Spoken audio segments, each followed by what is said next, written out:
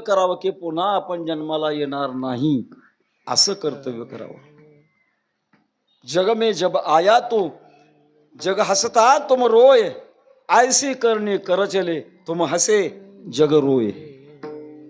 आपण जन्माला येत असताना आईच्या उदरातून बाहेर पडत असताना प्रसूतीच्या वेदना होत होत्या आणि आपण रडत रडत जन्माला आलो. पण कुटुंबातल्या वडिलांनी म्हणा, भावानी म्हणा, बहिणीने म्हणा पेढे वाटले असतील, ते हसत होते. पण आपण येत असताना रडत रडत जन्मलो. पण जाताना असं जावं, आपण हसत हसत जावं आणि जगाने आपल्या करता रडावं. विठ्ठल अर्थात जीवदशेमध्ये अटळ असणारा हा जे का दुःखाचा डोंगर आहे, सगळ्या दुःखामध्ये सगळ्यात महत्वाचं मोठं दुःख जर कोणतं असेल तर जन्मनाचं दुःख आणि मरण्याचं दुःख मोठं आहे. जन्म मरणा परते दुःख अनेक कोण सांग पा, जन्मण्याचं दुःख आहे आणि मरायचे दुःख आहे. हे दुःख टाळण्याकरता प्रयत्न करावे लागतात. जी मंडळी प्रयत्न करतात आणि त्यांना अनुभव येतो की आता मी पुढे जन्मणार नाही आणि मरणारही नाही. न लगे मरावे ऐसा ठाव दिला देवे.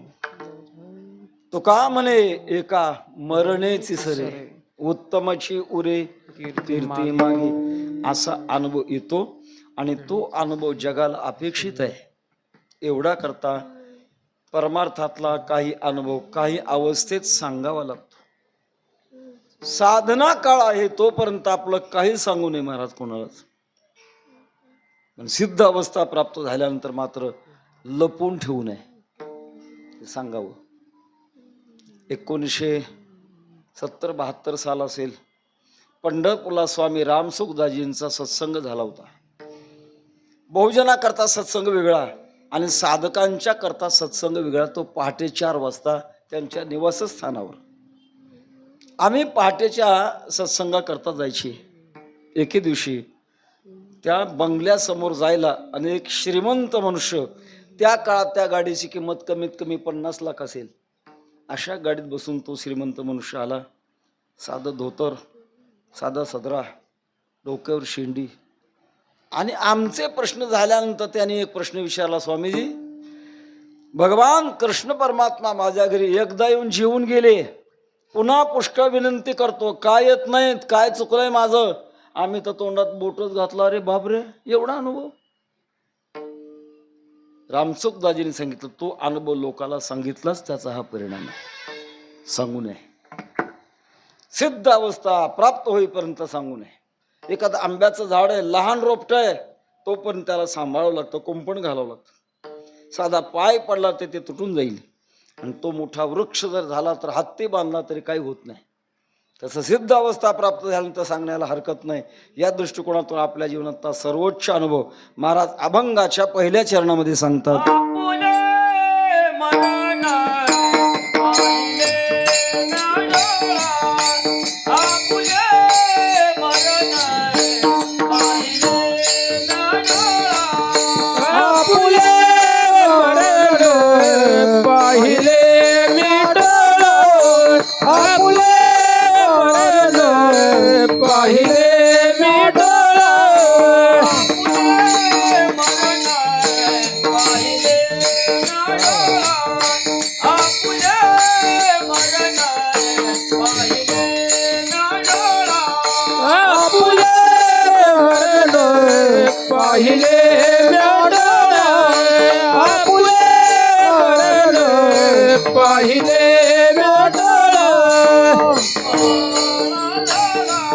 तो झाला सोहळा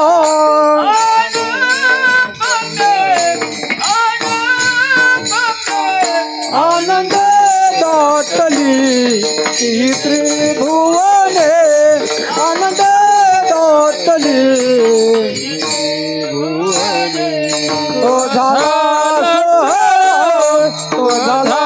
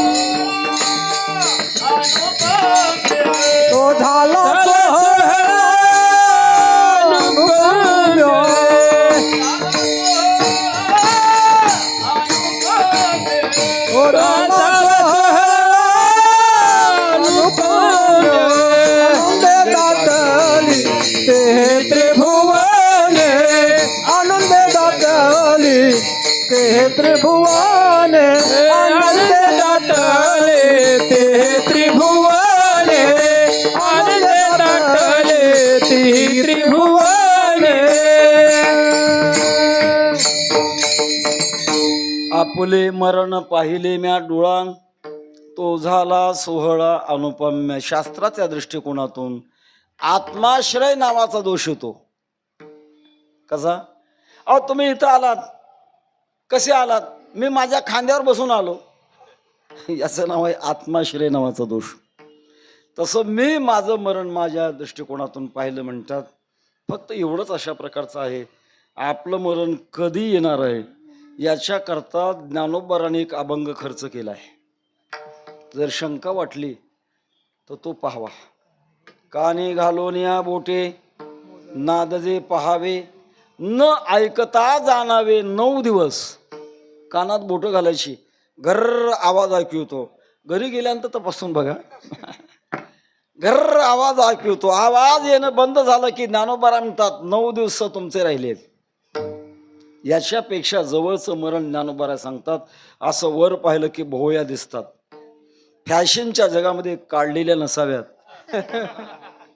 अलीकडे काढतात आणि रंग लावतात. असं पाहिलं की भोवया दिसतात. भोवया दिसायचं बंद झालं की ज्ञानोबा म्हणतात 7 दिवस शिल्लक राहिलेत.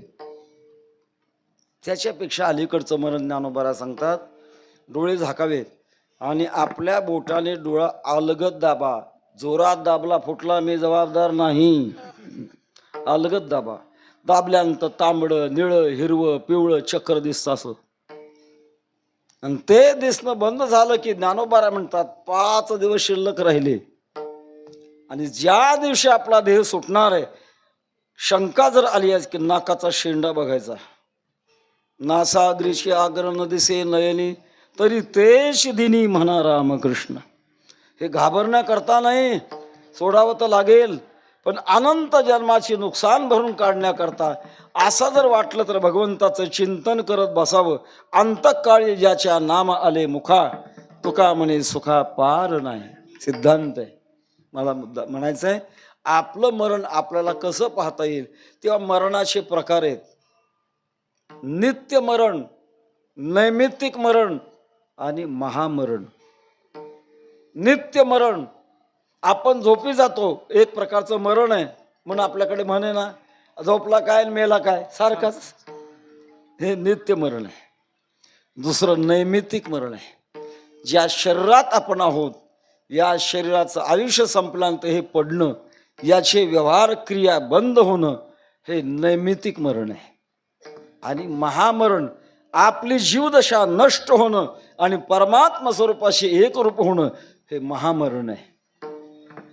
ज्ञानोबा म्हणतात ते महामरण मी माझ्या डोळ्यानं पाहिलं. आपुले मरण पाहिले म्या डोळा तो झाला सोहळा अनुपम्य. असं आपलं मरण आपल्याला पाहण्याकरता काही क्रम आहे महाराज. तो कोणता क्रम आहे? पहिलं आपलं चित्त शुद्ध झालं पाहिजे. चित्तामध्ये दोष आहेत, मल विक्षेप आणि आवरण, 3 दोष आहेत. वाईट वासना मनामध्ये निर्माण झाली की समजायचं मलदोष आहे. मन चंचल झालं की समजायचं विक्षेप दोष आहे. आणि आतल्या गोष्टी कळना गेल्या की समजायचं आवरण नावाचा दोष आहे. हे 3 दोष जावे लागतात.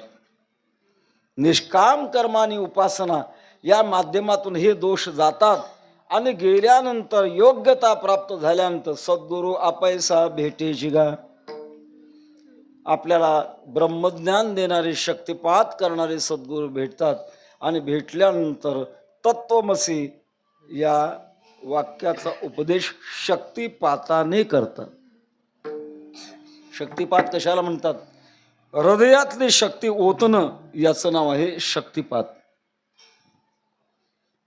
शक्तिपातामध्ये फार मोठी ताकद आहे महाराज. शक्तिपाताचे प्रकार बरेच आहेत, आपल्याला सांगता येणार नाहीत, वेळ कमी आहे. तेव्हा काही वेळेला बोलण्याने शक्तिपात. अमर आहा खरे की पहा खोटे, नमना देह माझा ऐसा मग भरवसा कळेल. हा शब्द शक्तिपात आहे. दुसरा दृष्टी शक्तिपात आहे. पाहिल्याबरोबर, कृपेने पाहिल्याबरोबर सगळा बदल होऊन जातो. वेदक आणि भेदक वृत्तीने दोन्ही भुवयामध्ये जेव्हा पाहिलं जातं, हे आज्ञाचक्राचं दार आहे. इथून षडचक्र भेदन आणि ग्रंथी भेद होतो. हा एक वेगळा प्रकार आहे.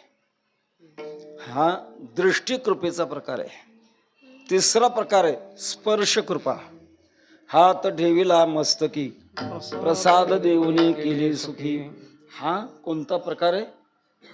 स्पर्श शक्तिपात. आणि चौथा आहे संकल्प शक्तिपात. साधक किती जरी दूर असला तर महापुरुषाच्या मनात आल्यानंतर तेथूनच ते शक्तिपात करतात. याला म्हणतात संकल्प शक्तिपात. तुका म्हणे आले समर्थाचे मना, तरी होय राणा रंक. त्याचा इतिहास आहे महाराज.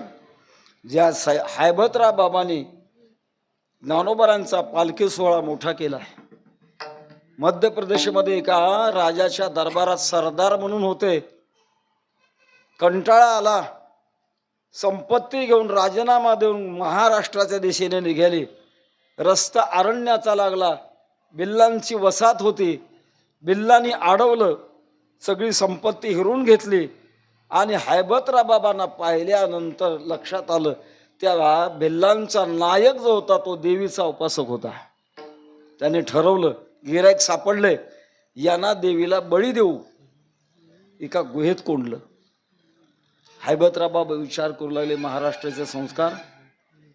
आणि ज्ञानोबारांना प्रार्थना केली, माऊली आता मी निरुपाय आहे, माझ्यावर कृपा करा.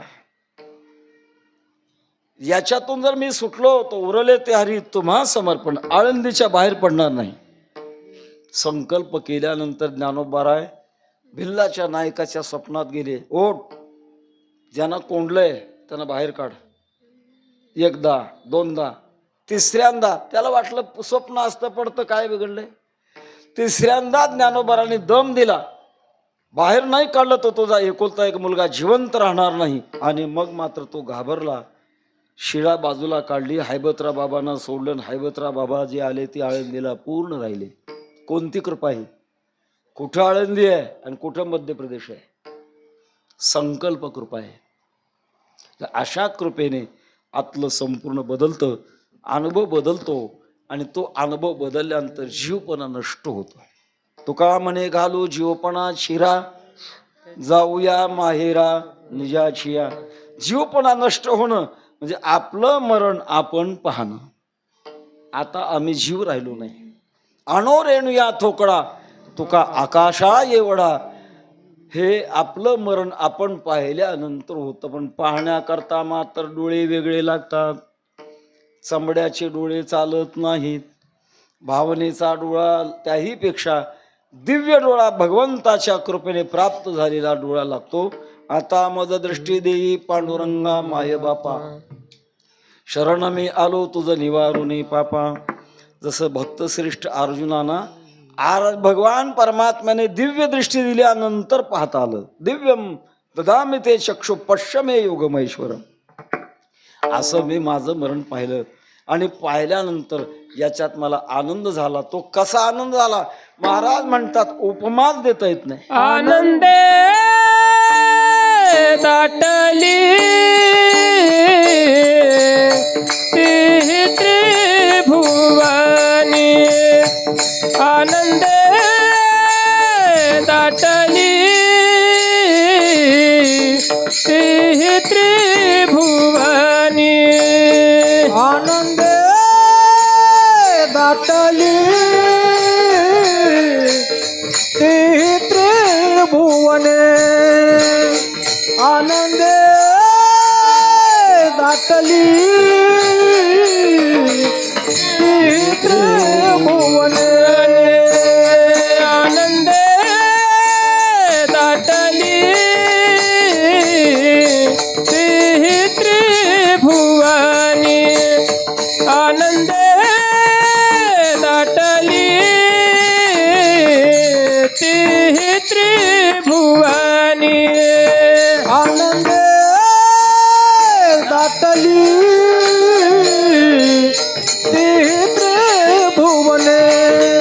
आनंदे दाटली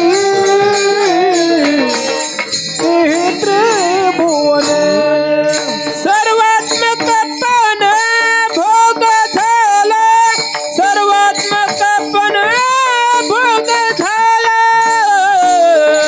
मन भोग झाला सर्वात्मक पण भोग झाला आनंद दाटली ती त्रिभुवने आनंद दाटली ती त्रिभुवने आनंद दाटली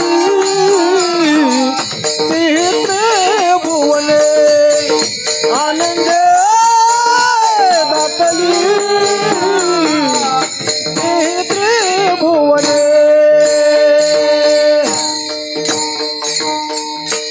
जीवत्व दशा संपली आहे आणि आता अनुभवाला असा आला आहे की आनंदे दाटली तिन्ही त्रिभुवने. आनंद हा भाग वेगळा आहे महाराज, सुख हे वेगळं आहे. सुखाचा सापेक्ष शब्द दुःख आहे, पण आनंद शब्दाला सापेक्ष शब्द नाही. तुका म्हणे आता आनंदे आनंद गोविंदे गोविंद पिकविला.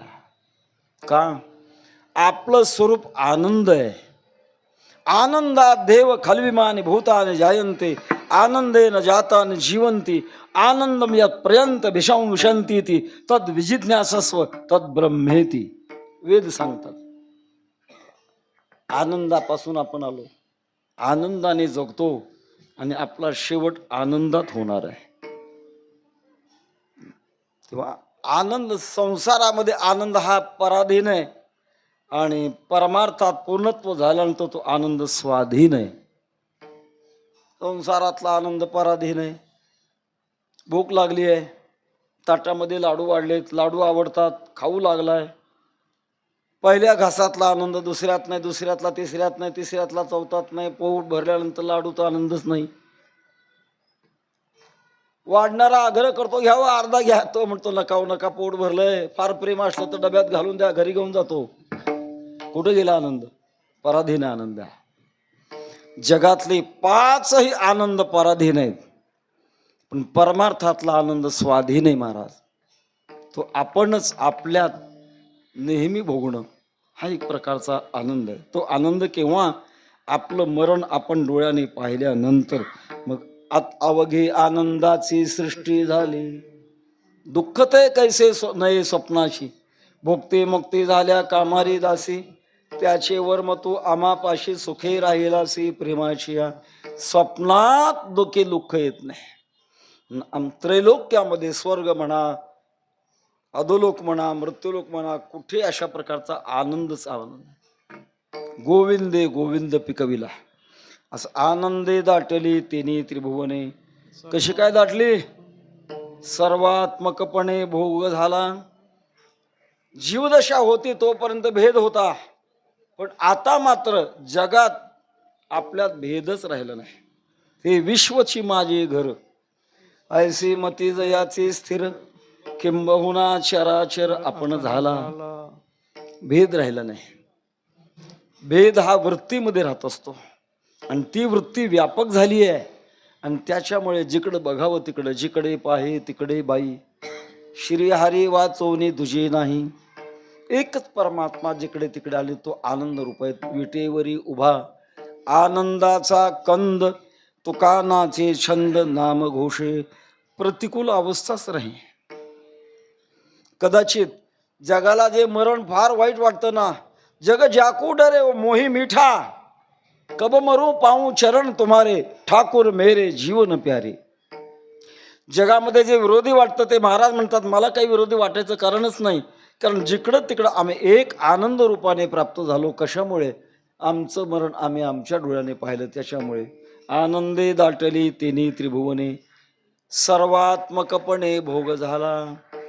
आपण आपल्या देहालाच मी असं म्हणतो, पण ही कृपा झाल्यानंतर सर्वात्मकपणा प्राप्त होतो आणि तो सर्वात्मकपणा व्यापक असतो. तुका म्हणे जे जे भेटे ते ते वाटे मी ऐसे. छोटा प्रसंग सांगायला हरकत नाही. विश्वमाऊली ज्ञानोबा सद्गुरू निवृत्तीनाथ सोपान काका मुक्ताबाई यांचा जन्म विठ्ठल पंतांच्या आणि रुक्मिणी मातेच्या उदरी झाला. तो क्रमाने विठ्ठल पंत हे काशीला गेले होते आणि संन्यास घेतला. संन्यास घेतल्यानंतर थांबू लागले. त्यांचे गुरुवर्य रामानंद स्वामी फिरत फिरत आळंदीला आले होते आणि या चौघांच्या आई रुक्मिणी आई साहेब आता जो सुवर्ण पिंपळ आहे त्या पिंपळाला प्रदक्षिणा करत होत्या. कोणीतरी साधू आहे, दर्शन घ्यावं. आणि म्हणून दर्शन घेतलं. रामानंद स्वामींनी आशीर्वाद दिला, पुत्रवती भव. हात जोडून नमस्कार केला. महाराज तुम्ही आशीर्वाद दिला, पण माझ्या पतीने संन्यास घेतला, काशीला गेले, कसा तुमचा आशीर्वाद सफळ होणार आहे? रामानंद स्वामींच्या लक्षात आलं. काशीला जाऊन विठ्ठल पंतांना परत पाठवलं, जा महाराष्ट्रामध्ये आणि ग्रस्ताश्रम घेतलेला आहे, कर्तव्य कर.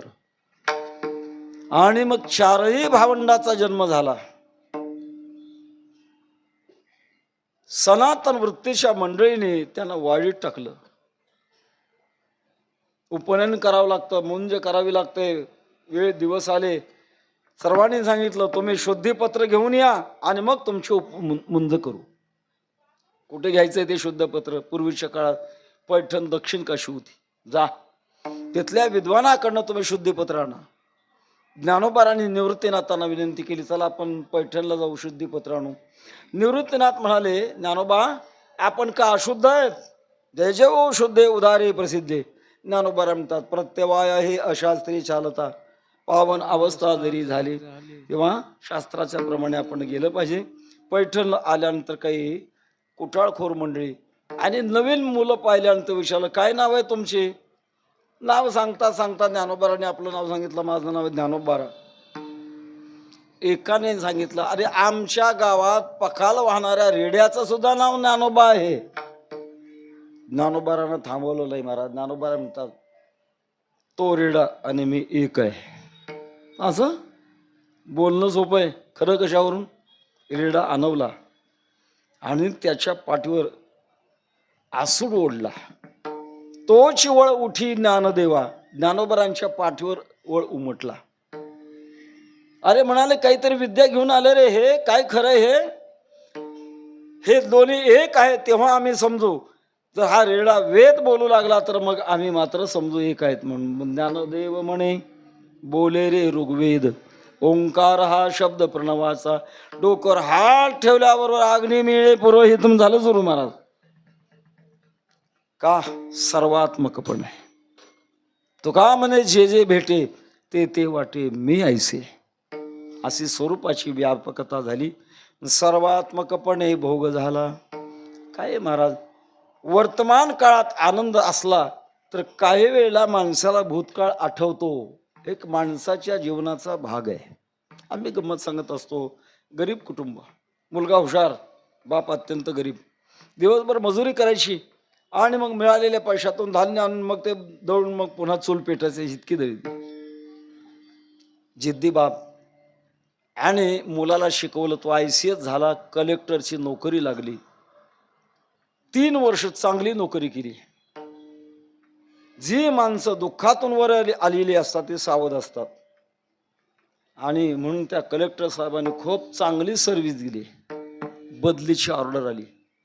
जिल्ह्यातल्या लोकांनी विनंती केली, साहेब खूप चांगली सर्व्हिस दिली, तुम्ही कोणाला त्रास दिला नाही, काय नाही, तुम्ही हवे आहेत असं वाटतं, पण कायदा आता त्याला काय करता? तुम्हाला जाण्याकरता आम्ही निरोप समारंभ मोठा भरूया. तुम्ही एक काम करा, तुमची जे कोणी नातलग वगैरे असतील त्यांना बोलवा आणि आम्ही समाज जमा करतो. मोठ्या मंडपामध्ये अशा प्रकारचा समाज जमा झाला. कलेक्टर साहेबाचे गुण वर्णन करणं, टाळ्याचा कडकडाट, चांगला आनंदी आनंद सत्कार होत होता. इतक्यात एक म्हातारा माणूस त्या मंडपात एका कोपऱ्यात मध्ये रडत होता. विचार केला, कोण प्रकार आहे हा? एकाने जाऊन विचारलं, बाबा गाव कोणचं तुमचं? कलेक्टर साहेबाचं जे गाव तेच गाव त्या म्हाताऱ्याने सांगितलं. तुमचं आडनाव? कलेक्टर साहेबाचं जे आडनाव तेच त्या म्हाताऱ्याने सांगितलं आडनाव आहे. तुमचं नाव कलेक्टर साहेबाच्या बापाचं जे नाव होतं तेच म्हाताऱ्याने स्वतःचं नाव सांगितलं. मग म्हणाले तुम्ही आमचे कोण? म्हणे मी याचा जन्म देणारा बाप आहे बाबा. मग रडता का? तुम्हाला आनंद वाटला पाहिजे, रडण्याचं काय कारण आहे? अरे बाबा आता याचा एवढा मोठा थाट माट आहे, पण याचं बालपण मला आठवलं. अरे अरे अरे उंबराच्या दोड्या शिजवून खाल्ल्या, भाजीची पिळी खाल्ली, काही वेळा काही खायला नाही मिळालं, पोटात पाय घालून झोपला, इतकं दुःख होतं. आणि ते दुःख आठवल्यामुळे आता मला रडू येते, भूतकाळ आठवतो. तसं जीवनामध्ये वर्तमान काळ आनंदात जरी असला तरी भूतकाळ आठवतो.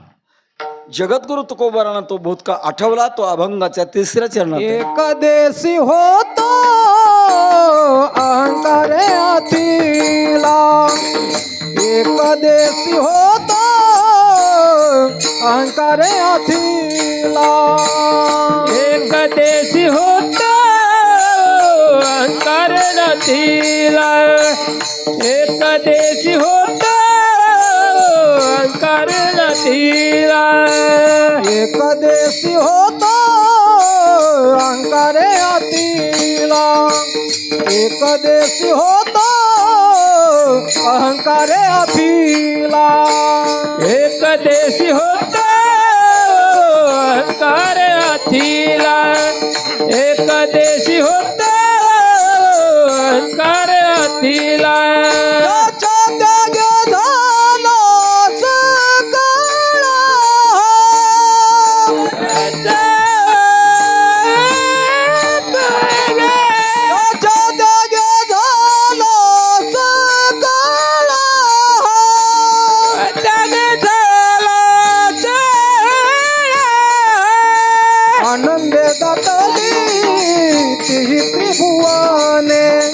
आनंदे दातली ती त्रिभुवने, आनंद लाटली ती त्रिभुवनी, आनंद लाटली ती त्रिभुवनी. महाराजांना भूतकाळ आठवला आणि तो कसा होता ते सांगतात. एक दिवशी होतो अहंकारे अथिला, माझ्या अंतःकरणात अहंकार होता, अहंकार, आणि त्याच्यामुळे मर्यादित झालेलो होतो. पण तो मर्यादितपणा मी सोडला, त्याच्या त्यागे झाला सुकाळ हा. आता मात्र माझ्या जीवनामध्ये सुकाळ झाला. अवघे आपुलेची आता लाज आणि चिंता दुरावली. मर्यादित झाला की दुःख प्राप्त होत असतं, आणि ते अहंकारामुळे आम्ही मर्यादित झालो होतो. तो अहंकार मात्र मी माझ्या जीवनातून बाजूला घातला. एखाद्या श्रीमंत माणसाने उत्कृष्ट बंगला बांधावा आणि त्याच्या लहान मुलाने चिखल तयार करावा मातीचा, आणि मातीचा चिखल तयार करून त्याच्यात एक घर बांधावं. त्या लहान मुलाला बंगल्याविषयी आनंद नसतो, पण बांधलेलं चिखलाच्या घराला कोणी जर धक्का लावला तर मग मात्र रडतं. वास्तविक एवढ्या बंगल्याचा तो मालक असताना सुद्धा कैसे घरात घरकुल केले, घरातच घरकुल करतो, त्याचा परिणाम त्याला दुःख होतं. कोटपर्यंत जो अज्ञानी आहे तोपर्यंत, पण ज्ञानी झाल्यानंतर मात्र चिखल्याच्या घराचा आनंद राहत नाही. तसं जीवदशा आहे तोपर्यंत संसारातल्या बाबतीतला आनंद होतो. खूप मोठं विद्वत्ता प्राप्त झाली, खूप मोठी कला प्राप्त झाली, निवडून आलो, आनंद प्राप्त होतो. पण हे सगळे आनंद खोटे आनंद आहेत महाराज. खरा आनंद तो आहे की गुरूंच्या बाबतीमध्ये शक्तिपात व्हावा आणि अहंकाराचा नाश व्हावा. त्याच्यामध्ये 2 अहंकार आहेत, कार्य अहंकार आणि कारण अहंकार. काही दुसरा शब्द आहे त्याला गौण अहंकार आणि मुख्य अहंकार. गौण अहंकार व्यवहाराकरता ठेवावा लागतो, पण मुख्य अहंकार मी वासुदेव तत्वता हा मुख्य अहंकार आहे. गौण अहंकार व्यवहारापुरता लागतो.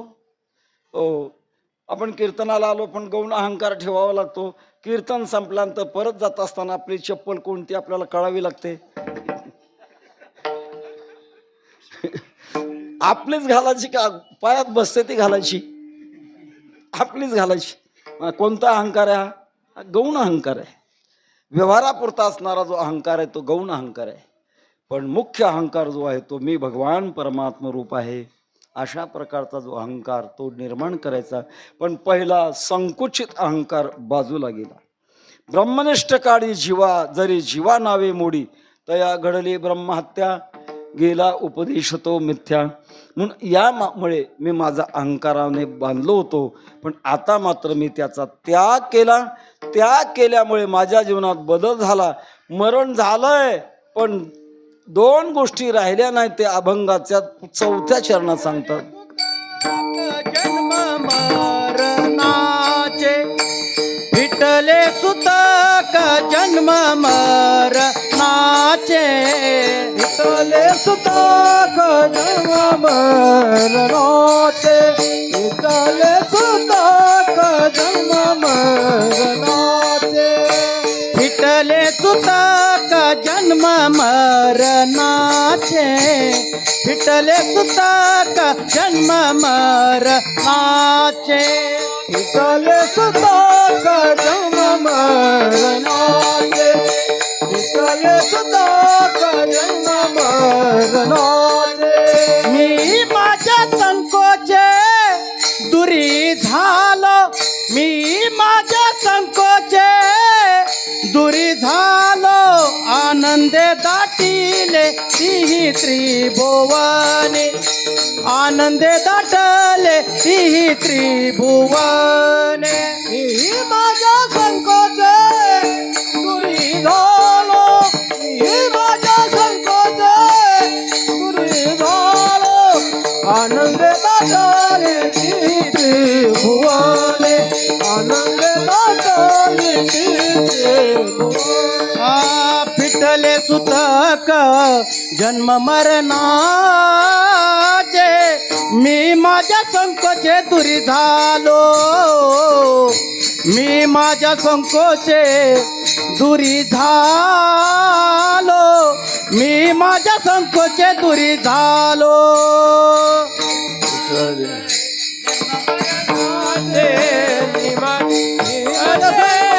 दुरी झालो, माझ्या संकोचे दुरी झालो, संकोचे दुरी झालो.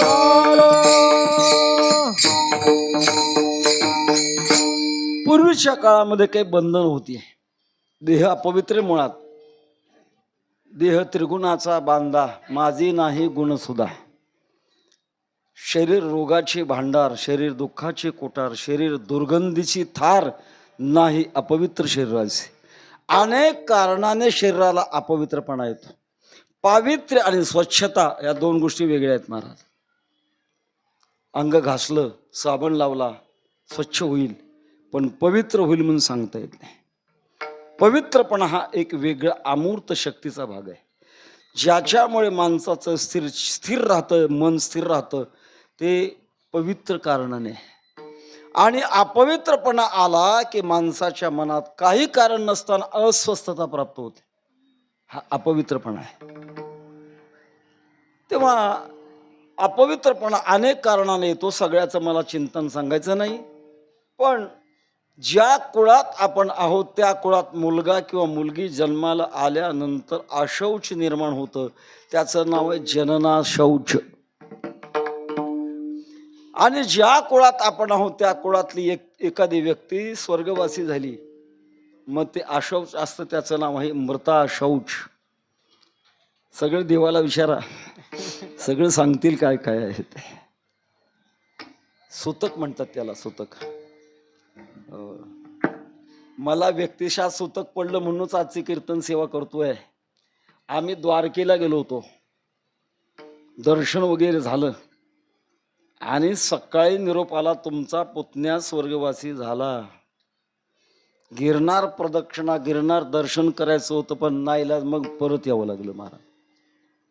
कारण अशौच अवस्थेमध्ये काही गोष्टी करू नयेत. अशौच अवस्थेमध्ये कोणाचा सत्कार करू नये, कोणाचा सत्कार घेऊ नये, कपाळाला गंध लावू नये, मंत्राने प्रतिष्ठित केलेल्या मूर्तीचं दर्शन घेऊ नये. बंधन आहेत त्याला. तेव्हा हे माझं जे सुतक आहे ना, ते माझं सुतक आता फिटलं नाही. त्या विटाळ अखंड सोहळा, उपाधी वेगळा जाणीवेशा. अज्ञानाची उपाधी आणि ज्ञानाची उपाधी दोन्ही गेल्यामुळे आता आम्हाला विटाळ नाही. स्पर्श स्थूल दृष्टिकोनातून स्पर्शाला काय हो, सगळे स्पर्श सारखे असे माणसं म्हणतात. पण अलीकडे विज्ञानाने तुम्हा आम्हाला दाखवून दिले हे टच स्क्रीन मोबाईल नाही का, बोट असं शिटकवलं की खालून उगवतं. वेगळ्या वेगळ्या ठिकाणी बोट स्पर्श करा, वेगळं वेगळं उगवतं. विज्ञानाने सिद्ध केले की स्पर्शामध्ये फरक आहे. तसं सुतक पडल्यानंतर स्पर्शामध्ये हा बाद असतो. याच्याकरता महाराज म्हणतात, फिटले सुतक जन्म मरणाचे, मी माझ्या संकोची दुरी झालो. संकोच होता मी आणि माझेपणा, हा संकोच माझा माता राहिला नाही. आनंदे दाटली तिन्ही त्रिभुवने, सर्वात्मकपणे भोग झाला. महाराज बऱ्याच गोष्टी गेल्या तुम्ही सांगितलं, पण काय मिळालं का? अभंगाच्या 5व्या चरणात नारायण दिला वसतीस ठाव, नारायण दिला वसतीस ठाव.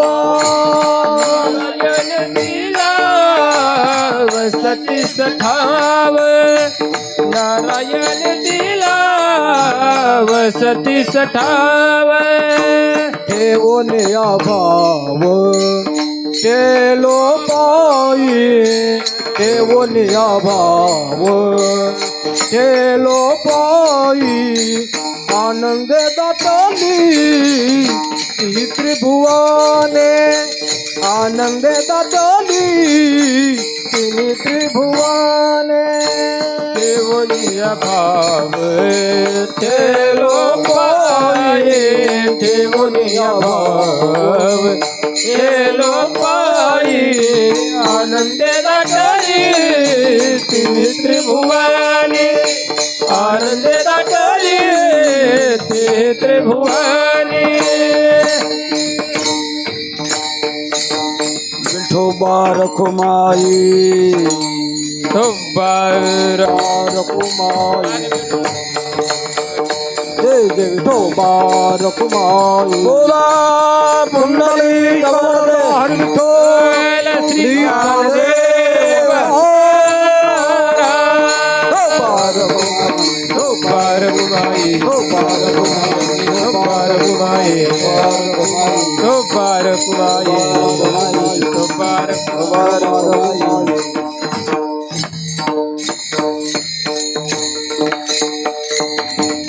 नारायणे दिला वसतीस ठाव, ठेवण्या भाव ठेलो पायी. मला दिलेली मुदत तर संपून गेली आहे, पण थोडं वेळ घेतो थोडक्यात. तसं पाहिलं आपल्याला आळंदीला 40 मिनिटात कीर्तन करण्याची सवय आहे. तरी पण थोडक्यात बोलण्याचा भाव आपल्याला प्रगट करणं गरजेचं आहे. नारायण हे परमात्म्याचं नाव आहे. 5ही महाभूत जिथं विश्रांतीला थांबतात त्याचं नाव आहे नारायण. आणि त्याचं सामर्थ्य वेगळे. महाराज आपण प्रवासाला निघाल्यानंतर नारायण हरी नामाचा जप करावा. एक तर प्रवासात अडथळे येत नाहीत, आणि आले तर ते दूर जातात. नुसतं बोलत नाही, आमचा अनुभव आहे.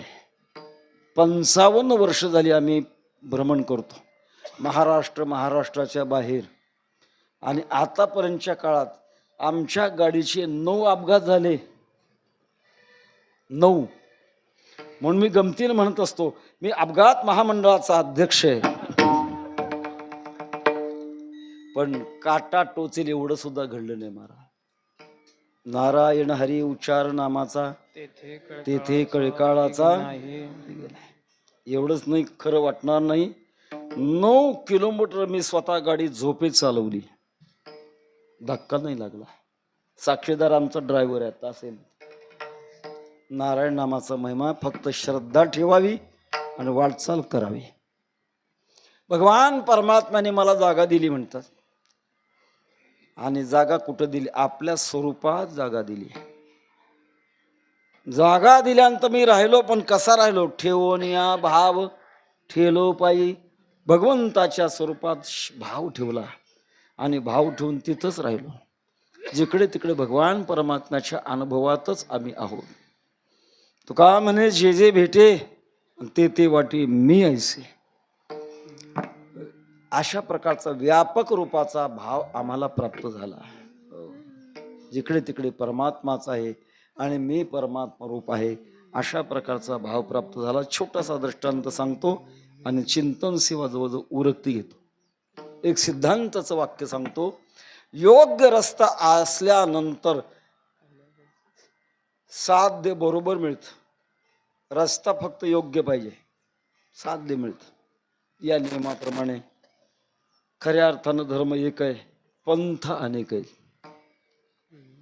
शीख पंथ आहे, वारकरी पंथ आहे, इस्लाम पंथ आहे. पंथानं योग्य रस्ता असला की मुक्काम नक्की एका ठिकाणी येतो. या न्यायाने शीख पंथाचे संस्थापक गुरु नानक सिंहद्वीपावर होते आणि लोकांना उपदेश करत होते.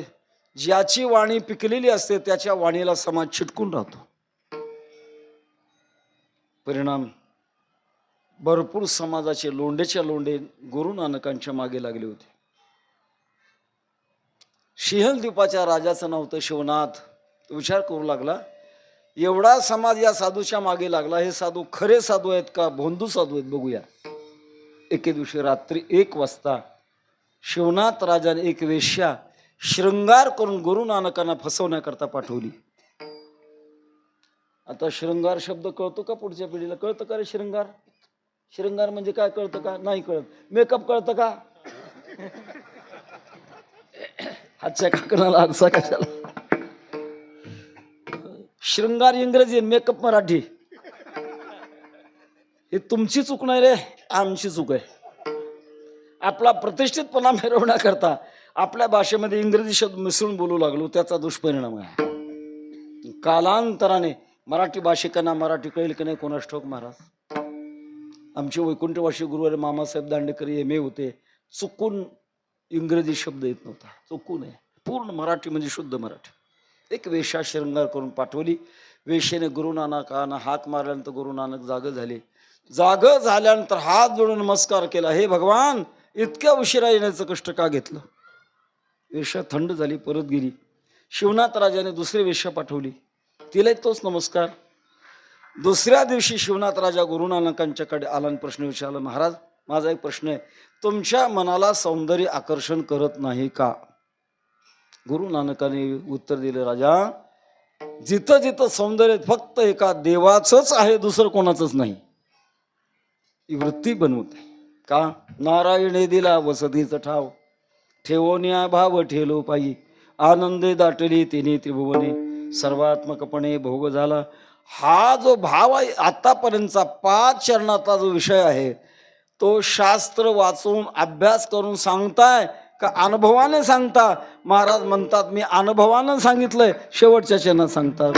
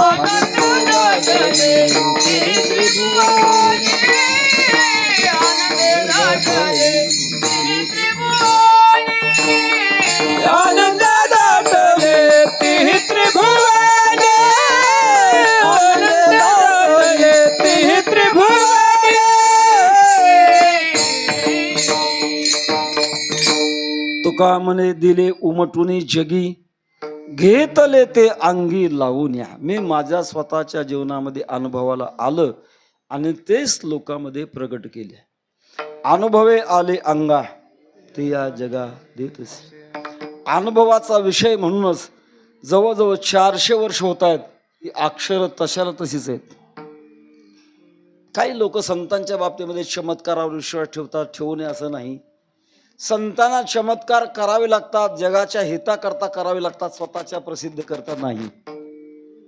रेडा बोलवला नसता तर पैठणच्या ब्रह्मवृंदांचा अभिमान गेला नसता.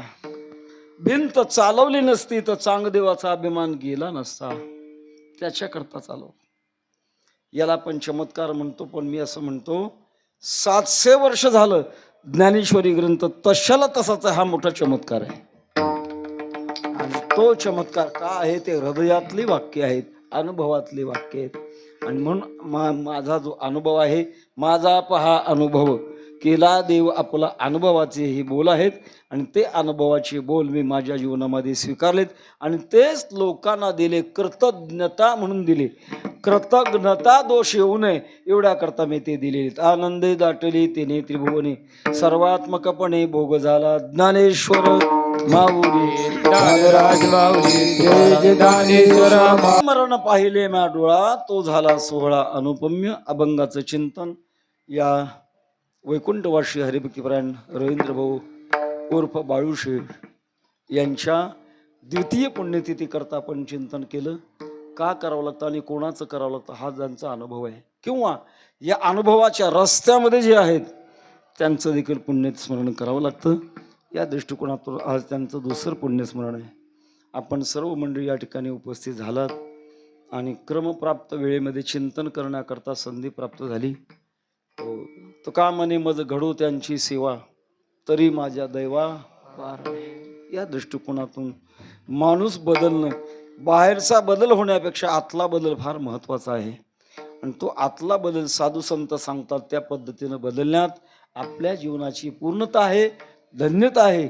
या दृष्टिकोनातून झालेली चिंतन सेवा तुझे देणे तुझ्या समर्पणी पायी झालो उतराई पांडुरंगा. पुष्पवृष्टी करण्याकरता महाराजांनी सांगितल्याप्रमाणे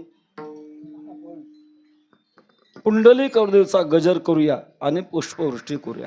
बोला पुंडलिक कवरदेव श्री ज्ञानदेव तुकाराम. विठ्ठल जय जय विठ्ठल, जय जय विठ्ठल.